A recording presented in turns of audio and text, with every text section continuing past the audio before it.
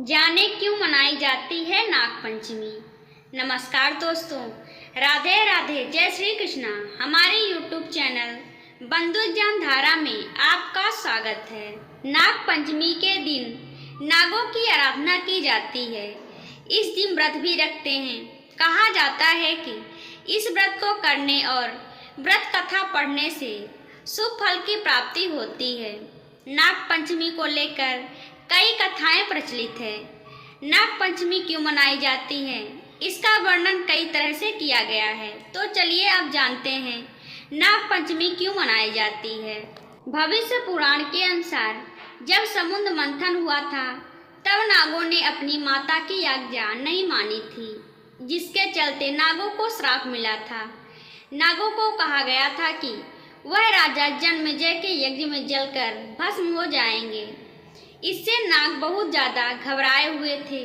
इस श्राप से बचने के लिए सभी नाग ब्रह्मा जी के चरण में पहुंच गए। उन्होंने ब्रह्मा जी से सारी बात कही और मदद मांगी। उन्होंने कहा कि जब नागवंश ने महात्मा जरत्कारों के पुत्र आस्तिक होंगे तब वह सभी नागों की रक्षा करेंगे।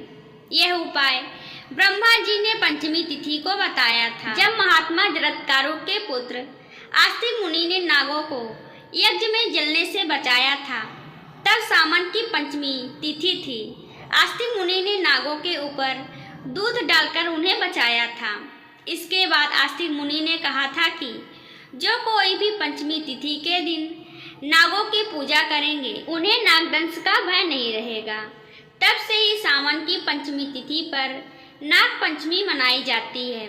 इसके अलावा एक कथा और प्रचलित है। एक गांव में एक किसान था जिसके 2 बेटे और एक बेटी थी। वह सभी एक गांव में रहते थे और बहुत ही मेहनत करते थे। किसान अपने परिवार पेट पालने के लिए हल चलाया करता था।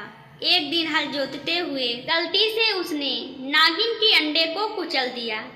इससे नागिन के अंडे नष्ट हो गए। उस समय नागिन खेत में नहीं थी, लेकिन जब वह वापस आई तो उसने देखा कि उसके अंडे नष्ट हो चुके थे।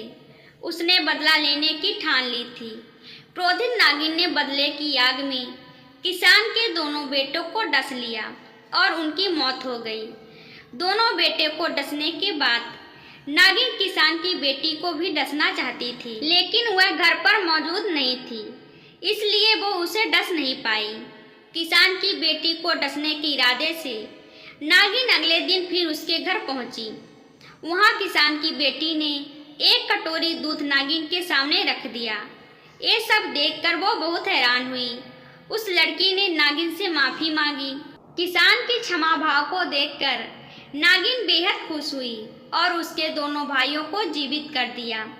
यह घटना श्रावण शुक्ल पंचमी तिथि को हुई थी। इसी कारण इस दिन नागपंचमी मनाई जाती है। तो दोस्तों, आपको ये वीडियो कैसी लगी?